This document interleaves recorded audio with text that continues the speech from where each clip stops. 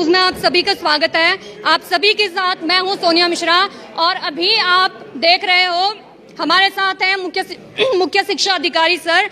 आज जैसे कि आप चारों तरफ से देख रहे होंगे कि डेकोरेशन वाइज कितना अच्छा लग रहा है और यही डेकोरेशन आपको बताते हैं हम कि ये डेकोरेशन का कारण क्या है, ये डेकोरेशन का राज क्या है। अगर पोस्टर बैनर की हम बात करें तो देख सकते हो आपकी शिक्षक पहचान एवं सम्मान का वर्तमान परिदृश्य, चुनौतियां एवं समाधान। अब बात यहाँ पर आती है कि एक शिक्षक को पहचान की क्या जरूरत पड़ रही है।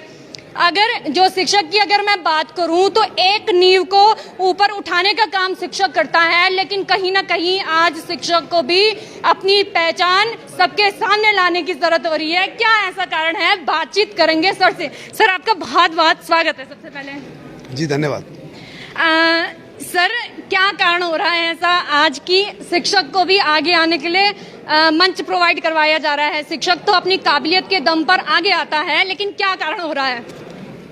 देखिए, प्रतिभा का हर स्तर पर सम्मान होना चाहिए। हमारे अध्यापक बहुत ही प्रतिभावान होते हैं, बड़ी लंबी प्रक्रिया से चयनित होकर आते हैं, लेकिन हम ये देखना चाहते हैं कि जो हमारे अध्यापकों के बीच में जो प्रतिभाएं हैं वो निखर कर सामने आए। जैसे हमने शिक्षक संगीत का समारोह या कला समारोह है, ये सभी शिक्षकों के लिए है। ऐसे शिक्षक हैं जो भौतिकी के शिक्षक हैं या भूगोल के शिक्षक हैं, लेकिन उनका आर्ट बहुत अच्छा है या वो म्यूजिक में बहुत अच्छे हैं। तो ऐसे लोगों को भी मंच देने के लिए, ताकि वो केवल जिन स्कूलों में हमारे पास ऐसी प्रतिभाएं हैं, बच्चे भी बात करूंगी मैं, बच्चे और जितने भी आप पीछे टीचर्स हैं, हम 11 बजे से और 6 बजे तक आप लोगों को सुन रहे हैं। अब हम पूछेंगे आपको और आप लोग सुनोगे, इसलिए आप जरूर थोड़ा संयम बनाए रखिए। जी सर। हाँ, तो आपने डिसकंटिन्यू कर दिया। तो हमारा कहना ये है कि जो अध्यापक हमारे पास के कला और संगीत में, क्योंकि संगीत अपने आप में एक आध्यात्मिक अनुभव है और व्यक्ति को अपनी संस्कृति से जोड़ने का एक बहुत सशक्त माध्यम है संगीत, और उसके बाद नृत्य और अन्य कलाएं। तो इसलिए इस तरह के कार्यक्रम किए जा रहे हैं, क्योंकि जो प्रतिभा है वो संगीत अध्यापक में भी हो सकती है और बिना जो ऐसे अध्यापक में भी हो सकती है जो संगीत नहीं पढ़ाता है। सर विभिन्न प्रकार के पुरस्कार होते हैं शिक्षकों के लिए, राष्ट्रपति द्वारा दिया जाता है, यहाँ पर सम्मानित भी हुए विभिन्न प्रकार के। तो सर कौन कौन से पुरस्कार शिक्षकों के लिए हैं? देखिए, शिक्षकों के लिए राज्य स्तर पर बहुत पुरस्कार है। शैलेश मटियानी पुरस्कार है जो बहुत ही बड़ा पुरस्कार है अपने आप में, जिसके आधार पर उनको कई सारे लाभ प्राप्त होते हैं सेवाओं के।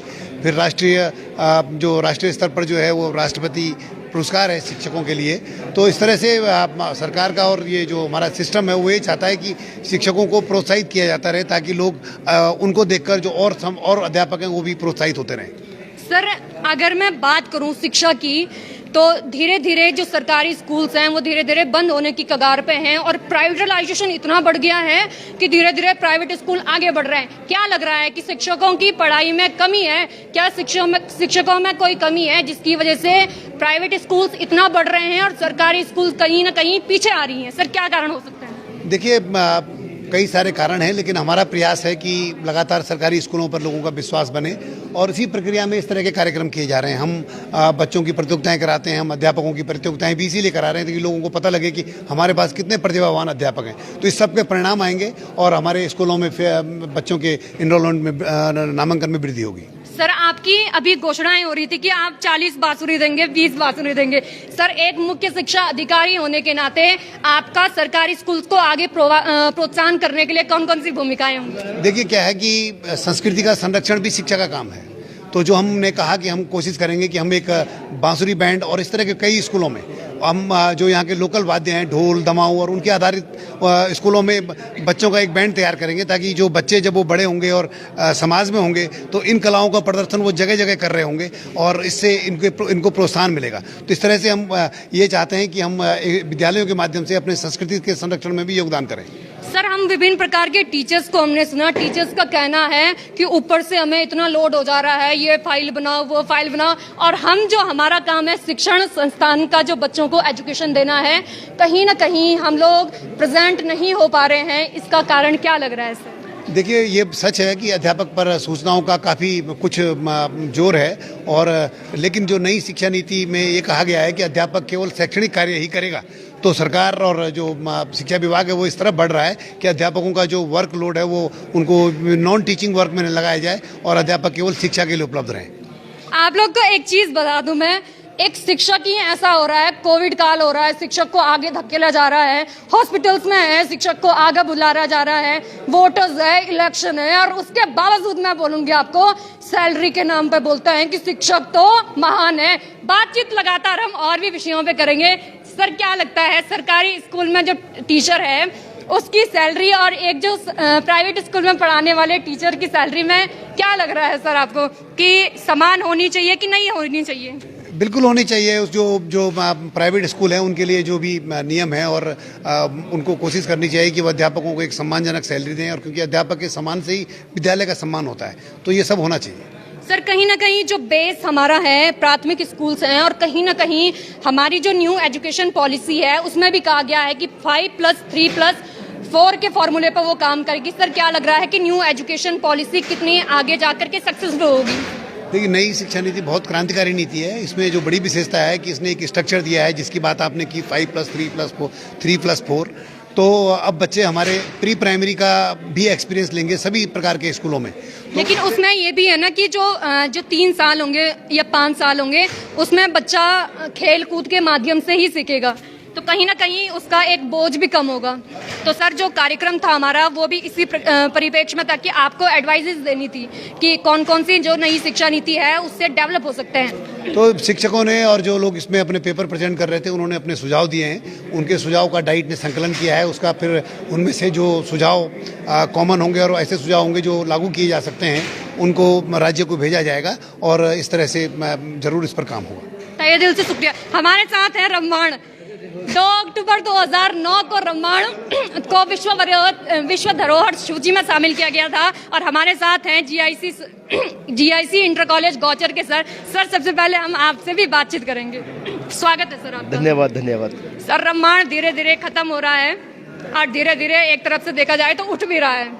सर कहाँ भूमिका हो सकती है? खत्म नहीं हो रहा है, ये हमारी पौराणिक जो परंपरा है, ये जो है धीरे धीरे इसका प्रचार प्रसार खूब हो रहा है, और इसको जो है संरक्षित हम लोग कर रहे हैं, सब लोग मिलकर। सर मैं आपसे बोलूंगी जीआईसी गौचर की बात, कौन कौन सी यहाँ पर अभी समस्याएं हैं जो छात्रों को प्रॉब्लम में डाल रही है? शिक्षक कितने हैं, बिल्डिंग्स कैसी है? यहाँ पर समस्याएं तो काफ़ी हैं और सारे विद्यालयों में है, लेकिन यहाँ पर क्योंकि ये केंद्रीय विद्यालय है तो यहाँ पर एक तो शिक्षकों की कमी है, 7 शिक्षक यहाँ पर नहीं है। कौन कौन से विषय के नहीं है सर? 5 शिक्षकों 5 पदों पर तो अतिथि शिक्षक कार्य कर रहे हैं, लेकिन 2 गणित और नागरिक शास्त्र के पदों पर जो है प्रवक्ता पद पर जो है शिक्षक नहीं है। केवल मैं बात करूं कि भारतीय जनता पार्टी की सरकार बोल रही है कि हमने नए शिक्षकों की नियुक्ति की है। सर यहाँ पर वो चीजें कितनी देखने को मिल रही है? नहीं, अभी नए शिक्षकों की नियुक्ति के नाम पर तो अतिथि शिक्षकों की नियुक्ति जरूर हुई है, और 5 पदों पर हमारे अतिथि शिक्षक कार्य कर रहे हैं। 3 LT में सहायक अध्यापक और 2 लेक्चरर में, मल्टी साइंस और इंग्लिश में। अभी भी 2 पद हमारे रिक्त हैं क्योंकि जनपद में कोई शिक्षक अभी हमको प्राप्त नहीं हो पाया है। और जहाँ तक जो हमारा इंफ्रास्ट्रक्चर है, भौतिक जो संसाधन है, उसमें भी बहुत सारी कमियाँ हैं। जैसे हमारा जो बहुत पुरानी ये बिल्डिंग बनी हुई है सन 80 के दशक की, जो हमारा मुख्य भवन है, प्रशासनिक भवन है, तो ये जो है जर्जर हो रहा है धीरे धीरे। तो इसके लिए हमको मरम्मत के लिए कुछ बजट की आवश्यकता है। बार बार हम अधिकारियों से इसमें प्रतिवेदन दे रहे हैं, जिला योजना में और भी जो योजनाएं होती हैं, और अधिकारियों के द्वारा भी आश्वासन मिल रहा है कि आपको जो है कुछ इसमें धनराशि मिलेगी। सर अभी जब बातचीत, क्योंकि हम 11 बजे से सुबह के 11 बजे से और 6 बज गई है, हम लगातार भाषण सुन रहे हैं, उनमें कहीं ना कहीं बोला जा रहा था कि जो प्राथमिक शिक्षा है वहाँ पर हिंदी के टीचर को अंग्रेजी और गणित जैसे विषय भी पढ़ाने पड़ रहे हैं। सर क्या लग रहा है? नहीं, ऐसा तो नहीं है, होता ही है। विद्यालयों में तो बहुत सारे शिक्षक होते हैं, गणित के भी होते हैं, विज्ञान के भी होते हैं, तो उनको उसी ढंग से हम देते हैं। अगर कोई गणित का भी शिक्षक नहीं है तो विज्ञान के शिक्षक को हम क्लास दे देते हैं। अगर कोई सामान्य वर्ग का शिक्षक नहीं है तो हिंदी के शिक्षक को क्लास देते हैं, और हम लोग भी पढ़ाते हैं। तो लोग सब क्वालिफाइड है और तो काम चल रहा है। सर काम तो चल रहा है, लेकिन कहीं ना कहीं प्राइवेटाइजेशन ज्यादा बढ़ रहा है, प्राइवेट स्कूलों की तरफ जब बच्चे ज्यादा दौड़ रहे हैं। क्या लग रहा है सर? हाँ, ये बात जरूर है। उसमें प्राइवेटाइजेशन की तरफ यही कारण मुख्य मैं समझता हूँ, यही कारण हो सकता है क्योंकि वहाँ उन विद्यालयों में सारे शिक्षक मौजूद हैं, चाहे उनकी क्वालिफिकेशन कुछ भी हो और उनकी गुणवत्ता कुछ भी हो, ये अभिभावक नहीं देखते हैं, है ना। एक सरकारी स्कूल का बच्चा अंग्रेजी बोलने में कहीं ना कहीं कतराता है, और वहीं अगर एक प्राइवेट स्कूल का बच्चा बोले तो वो फटाफट बोल रहा है। क्या आपको लग रहा है?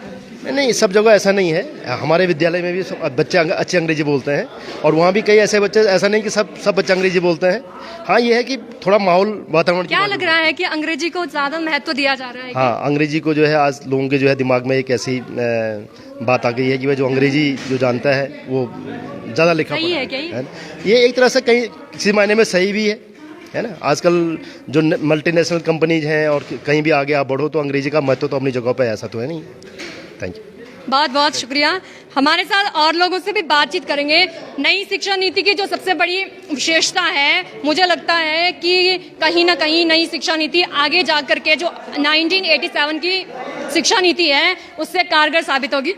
सर, आपसे बात करेंगे। आपका शुभ नाम? मेरा नाम भगत सिंह कर्णवाल। अच्छा सर, आप अभी कहाँ हो? मैं डाइट में लेक्चरर हूँ। सर, हम पूरा जो कार्यक्रम हुआ है इसका निचोड़ जानना चाहेंगे आपसे।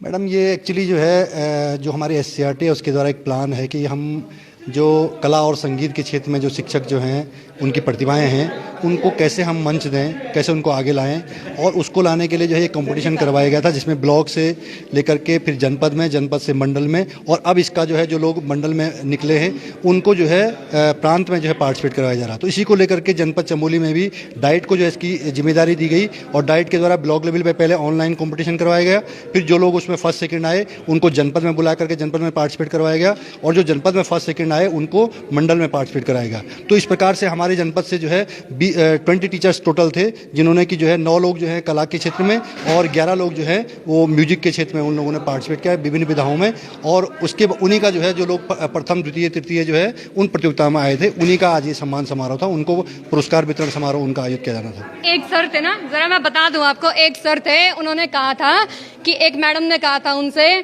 कि हमारे विषय को तो नंबर ही नहीं मिल रहे हैं। अब सर से बोलेंगे कि यहाँ तो तुम अवार्ड दे रहे हो बड़े बड़ी जगह में, लेकिन अगर तुम्हारे विषय को अगर वैल्यू ही नहीं दे रहे हैं तो क्यों इनको अवार्ड दे रहे हैं? पूछना चाहूंगी मैं।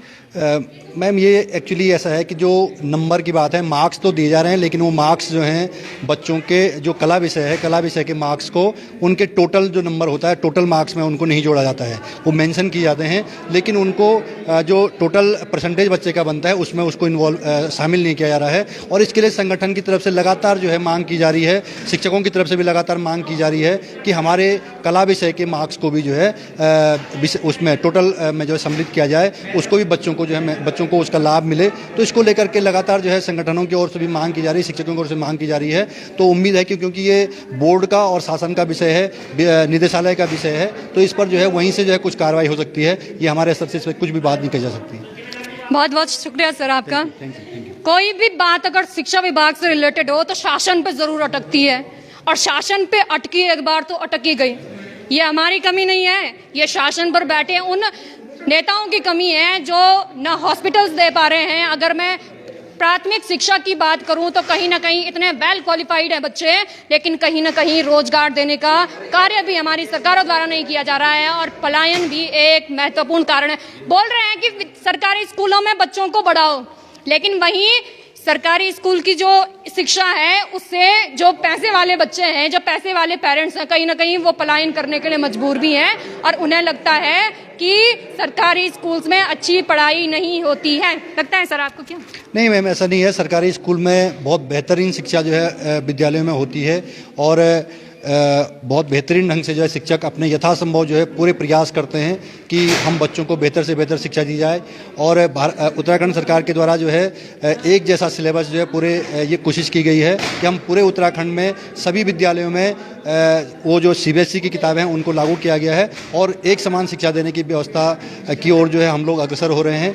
लेकिन कुछ संसाधनों के रूप में, मानवीय संसाधन के रूप में विद्यालयों में शिक्षक की कमी है, जिसको हम स्वीकारते हैं कि शिक्षकों की कमी के कारण जो है विद्यालयों में हम प्राइवेट में जिस प्रकार से प्रत्येक विद्यालय में हर सब्जेक्ट के लिए एक टीचर होता है, वो हमारे राजकीय विद्यालयों में जो है प्रत्येक सब्जेक्ट के लिए एक टीचर नहीं होने के कारण शायद यही भी पलायन का कारण है।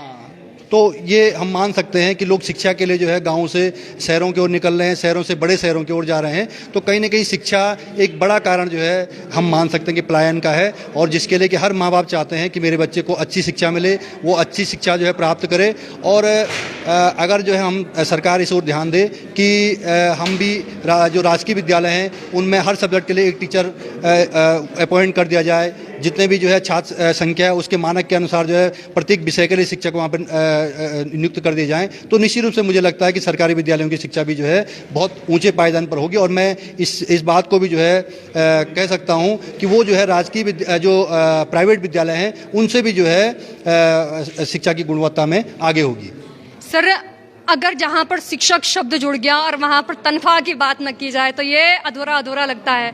तो क्या लग रहा है सर कि जो मानदेय मिलना चाहिए एक शिक्षक को, क्या वो मिल रहा है? नहीं, शिक्षक को मानदेय के रूप में जो है हम इसको सेटिस्फैक्टरी मान सकते हैं कि राजकीय जो सेवा में शिक्षक हैं उनका जो मानदेय है वो सेटिस्फैक्टरी है, लेकिन बहुत सारी समस्याएं उसके बावजूद भी हैं कि हम शिक्षकों को दूरस्थ क्षेत्र में जो है शिक्षक काम कर रहे हैं वहाँ पर जो है उनको उस हिसाब के जो है एकोमोडेशन नहीं मिल पाते हैं। बहुत सारे शिक्षक ऐसे हैं कि वो लंबे समय से जो है दूरस्थ क्षेत्र में ही काम कर रहे हैं, उनका जो है नियमित समय पर ट्रांसफ़र नहीं किया जाता है। बहुत सारे साथी ऐसे हैं कि उनकी स्वास्थ्य के तमाम दिक्कतें होती हैं, उसके बावजूद भी जो है वहाँ पर दूरस्थ क्षेत्रों में जहाँ पर कि किसी प्रकार का जो है मेडिकली उनको कोई सुविधा नहीं होती है या उनके आने जाने के लिए जो है वो बहुत सारे लंबी दूरी का जो है पैदल दूरी तय करते हैं, उसके बावजूद भी जो है वहाँ पर लंबे समय तक अपनी सेवाएं दे रहे हैं। तो कहीं ना कहीं थोड़ा सा इस बात को लेकर के जो है संशोधन किए जाने की आवश्यकता है कि एक नियत समय पर जो है शिक्षक को लगातार रोटेट किया जा सके, उसकी स्वास्थ्य सुविधाओं को देखते हुए उसको ट्रांसफ़र किया जा सके, उसका लाभ उसको दिया जाए। तो मैं मानता हूँ कि शिक्षा की गुणवत्ता में जो है निश्चित रूप से सुधार होगा। और वेतन के मामले में जो आप कह रहे हैं उसमें मैं कहीं भी जो है कमेंट नहीं करूंगा कि वो बिल्कुल सेटिस्फैक्टरी, इसको मैं मानता हूं कि बेहतर है, लेकिन कुछ आंशिक संशोधन तमाम जो समस्याएं हैं उनमें किए जाने की जरूरत है। बिल्कुल, लेकिन एक और चीज़ बोलते हैं ना कि अगर सरकारी मास्टर का बच्चा अगर सरकारी स्कूल में पढ़े तो भला हो जाए। क्या लगता है सर, पढ़ रहे हैं सरकारी मास्टरों के बच्चे? नहीं, बहुत सारे लोग हैं जो अपने बच्चों को जो है बहुत सारे लोग जो हैं, बहुत सारे शिक्षक जो हैं सरकारी विद्यालयों में पढ़ा रहे हैं, लेकिन यदि कोई शिक्षक नहीं पढ़ा रहा है तो उसके पीछे भी जो ये कारण अभी तक हमने बताए ये कहीं ना कहीं है। और क्योंकि हर माँ बाप की यही इच्छा होती है कि उसका बच्चा जो है बेहतर से बेहतर शिक्षा ले और उसकी उपलब्धता उसके सम्मुख रहे, तो ये कहीं ना कहीं एक कारण है कि विद्यालयों में शिक्षकों की कमी और हर सब्जेक्ट के लिए जो है विद्यालयों में शिक्षकों का न होना, इस कारण भी शिक्षक जो हैं अपने बच्चों, शिक्षक या कोई भी माँ बाप हैं, वो कहीं ना कहीं प्राइवेट की ओर जा रहे हैं। यदि हम इस ओर सरकार की ओर से इस तरफ इन बातों की तरफ ध्यान दिया जाता है कि हम हर सब्जेक्ट के लिए जो है वहाँ पे शिक्षक नियुक्त कर दें, क्योंकि आप देख रहे हैं कि अभी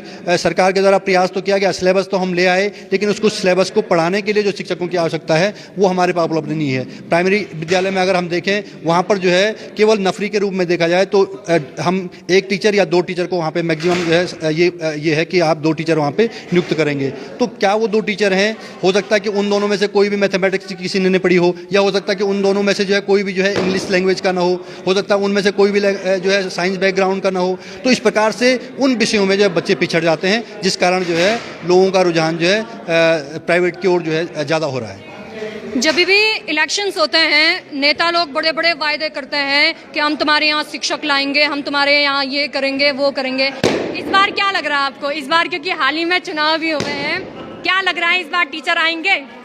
मैडम, ये मैं अभी आचार संहिता लागू है और इस बात पे मैं अभी कुछ भी जो है कमेंट नहीं करना चाहूँगा, क्योंकि मैं एक राजकीय कर्मचारी हूँ और मैं किसी भी प्रकार से सरकार या किसी पॉलिसी के खिलाफ जो है इस बार अपनी बात नहीं कह सकता हूँ। देख लीजिए, वोट सब देते हैं लेकिन लास्ट में हम सरकार के खिलाफ नहीं बोलेंगे, ये सब बोलते हैं। जी सर। नहीं मैम, सरकार के खिलाफ बोलने वाली बात नहीं है, क्योंकि आचार संहिता 10 तारीख तक लागू है और 10 तारीख तक जो है हम कहीं ना कहीं जो है जो कोड ऑफ कंडक्ट है उसके अंतर्गत बंधे हुए हैं, इसलिए हम किसी भी पार्टी के समर्थन में या किसी भी सरकार के खिलाफ जो है नहीं बोल सकते हैं राजकीय कर्मचारी होने के नाते। इसके लिए मैं आपसे क्षमा चाहूँगा। धन्यवाद सर। नई शिक्षा नीति क्या है और अप्लाई अगर होगी तो टीचर्स के सामने कौन कौन सी चुनौतियां आएंगी? सर से बात करेंगे। जी सर, शुभ नाम आपका? मेरा नाम सुबोध डिमरी है। अच्छा सर, कहाँ से होंगे आप? मैं यही डाइट में हूँ, प्रवक्ता। अच्छा, आप भी कौन सर में हो मतलब है? सर, जो नई शिक्षा नीति है ना, क्या लग रहा है कि आने वाले समय में टीचर्स के लिए कितना चैलेंजिंग होने वाला है? जो नई शिक्षा नीति है वो निश्चित रूप से हमारे शिक्षा में और हमारे बच्चों के लिए एक बहुत ही अच्छा अग्रणी भूमिका निभाएगा। उसमें बहुत रिसर्च हुआ है और अब जो आने वाला भविष्य है, आने वाला समय है, उसको देखकर जो हमारा कुरिकुलम है वो डेवलप होगा उसमें व्यावसायिक शिक्षा को बढ़ावा दिया जाएगा, बच्चे करके कैसे सीखें इस चीज़ पे बढ़ावा दिया जाएगा, और टीचरों को ट्रेनिंग दी जाएगी, हम लोगों को ट्रेनिंग दी जाएगी, और हम लोग जो है बच्चों को जो है व्यावहारिक जीवन में और प्रैक्टिकल से और अपने जो पर्यावरणीय ज्ञान है उसको आगे रखते हुए बच्चे स्किलफुल होके अपना जीवन यापन कर पाएंगे। निश्चित रूप से ये जो नई शिक्षा नीति है इसमें हमारा जो बच्चा है वो इस लायक होगा कि वो नौकरी के लिए नहीं भागेगा, बल्कि वो ये ऐसा करेगा कि वो 10 लोगों को नौकरी पे लगाएगा, वो अपना स्वरोजगार और इस ढंग से अपनी स्किल डेवलप करेगा कि वो आने वाला जो उसका समय है वो अपने पांवों पे खड़ा रह के अपने देश और अपने समाज और अपने स्वयं का और इस मानव जीवन के लिए एक मिसाल बनेगा। बहुत बहुत धन्यवाद सर। और पूछेंगे मैं, कल राजस्थान सरकार ने पुरानी पेंशन बहाली कर दी है सर, क्या शिक्षकों की मांग है? ये जो पुरानी पेंशन की मांग है, ये जो लोग जो भी सरकारी कार्मिक 2005 के बाद, अक्टूबर 2005 के बाद जॉब में लगे थे उनके लिए थी ये पुरानी पेंशन योजना बंद हो गई थी। तो जो पुरानी जो पेंशन योजना थी उसमें जब रिटायरमेंट के बाद एक पेंशन मिलती थी, और अनफॉर्चुनेटली अगर कार्मिक मर जाता था तो उसकी वाइफ को जो पेंशन मिलती थी, तो लोग सिक्योरिटी महसूस करते थे। और जो भी सरकारी कार्मिक है वो इसलिए सरकारी डिपार्टमेंट में आता है कि सिक्योरिटी चाहता है, तो वो जब वो रिटायर हो जाता है वो इस लायक होता है कि उसके स्वास्थ्य उतना ठीक नहीं रहता है आफ्टर 60 एक उम्र के बाद, तो वो चाहता है मेरे को सिक्योरिटी आए। तो उसके लिए जो पुरानी पेंशन योजना थी वो सिक्योरिटी प्रदान करती थी। भले जो नई पेंशन योजना है वो भी काफ़ी मामलों में सर, पुरानी पेंशन योजना और नई पेंशन योजना क्या है? जो पुरानी पेंशन योजना है उसमें रिटायरमेंट के बाद एक निश्चित राशि मिलती थी, जबकि नई पेंशन योजना में यह है कि कुछ पैसा जो है शेयर मार्केट में या अन्य मार्केट में लगता है और उसमें भी एक निश्चित राशि मिलती है, लेकिन उसके मुकाबले वो उतनी ज़्यादा नहीं होती, सिक्योरिटी प्रदान नहीं करती है। तो इसीलिए सोचकर जो नए लोग हैं वो भी पुरानी पेंशन की मांग कर रहे हैं।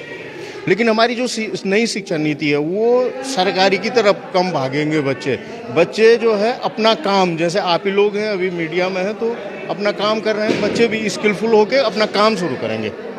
बिल्कुल, और कहीं ना कहीं क्योंकि बेरोजगारी की जो समस्या है वर्तमान समय में इतनी व्यापक बनी है, एक भयंकर रूप ले लिया है, और हम आशा कर सकते हैं कि आने वाले समय में जो नई शिक्षा नीति होगी कहीं ना कहीं एक छात्र को आने वाले उसको जो भविष्य होगा उसमें उसको स्ट्रगल नहीं करना पड़ेगा। नई शिक्षा नीति का उद्देश्य ये है कि जो बच्चा है वो अपने पाँव में खड़ा रहने लायक हो जाए। मतलब वो ऐसा ना हो कि मुझे एक निश्चित राशि मिले और मैं काम करता रहूं। वो 1 रुपये, 1 लाख रुपए, 1 करोड़ रुपए, 1 अरब रुपए जो है जनरेट करने वाला बन जाए, और अपने साथ जो है 10 लोगों को भी साथ रखने लायक हो जाए। जैसे कि जो हमारे विकसित देश हैं वहाँ हो रहा है, वैसे ही जो है हम लोग भी यहाँ पे नई शिक्षा नीति में ऐसा विचार हो रहा है और ऐसा ही कोरिकुलम डेवलपमेंट होगा। नई शिक्षा नीति की क्या क्या कमियां लग रही हैं अभी जो आई हैं?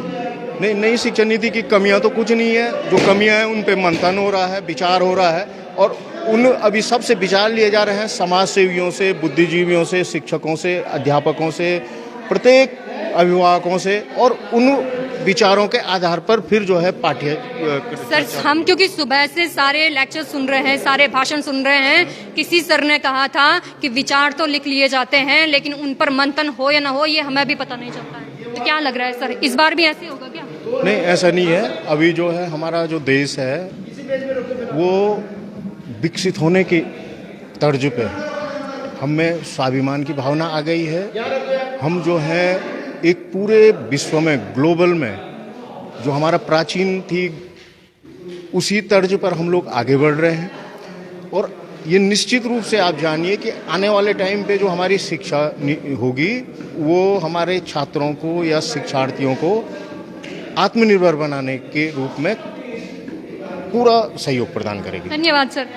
हमारे साथ डीएलएड के छात्र भी हैं, जरा इनसे नई शिक्षा नीति है क्या, इनसे भी बातचीत करेंगे। बिल्कुल बिल्कुल जी सर केदारखंड एक्सप्रेस है। किस चैनल पर आता है? सर ये चैनल नहीं है, न्यूज़ पोर्टल भी है हमारा, मैगजीन भी है और फेसबुक पेज भी है। हाँ जी, हम लोग डीएलएड की छात्रों से बात करेंगे क्योंकि यही आने वाले समय में विकास का देखेंगे। देखते हैं, क्या पता अगर एक दो कोई हो तो उनसे बात करने की हम कोशिश करेंगे। नई शिक्षा नीति की अगर मैं बात करूं तो नई शिक्षा नीति 1987 के बाद पहली बार आई है। और अगर मैं नई शिक्षा नीति की भी बात करूं तो इस बार नई शिक्षा नीति में जो प्राथमिक शिक्षा है उसमें जो 1 से और 5वीं तक की जो शिक्षा है वह आपकी अपनी जो लोकल रीजनल लैंग्वेज है वो भी नई शिक्षा नीति में शामिल होगी, जो किसी भी लोकल स्तर पर जो विद्यालय है उसके लिए बहुत ही ज़्यादा महत्वपूर्ण होने वाला है। क्योंकि होता यही है कि नई नई भाषाओं को सीखने के लिए हम लोग अपनी पुरानी भाषा को भूल जाते हैं और कहीं ना कहीं ये नुकसान हमें ही देखना पड़ता है। यही रीज़न है कि हम अदर लैंग्वेजेस तो कवर करना चाहते हैं लेकिन जो अपनी लोकल लैंग्वेज है, अपनी जो रीजनल लैंग्वेज है, उससे हम कहीं ना कहीं बचने की कोशिश करते हैं और कहीं ना कहीं उससे दूर भागने की कोशिश कर रहे हैं। अंधेरा काफ़ी हो गया है, बातचीत का क्रम बनना था लेकिन समय काफ़ी हो गया है, इसीलिए अभी अपनी बात को यहीं पर मैं विराम दूंगी और आशा करते हैं कि नई शिक्षा नीति आने वाले समय में कारगर साबित होगी। हमसे जुड़ने के लिए आपका तहे दिल से शुक्रिया। नमस्कार।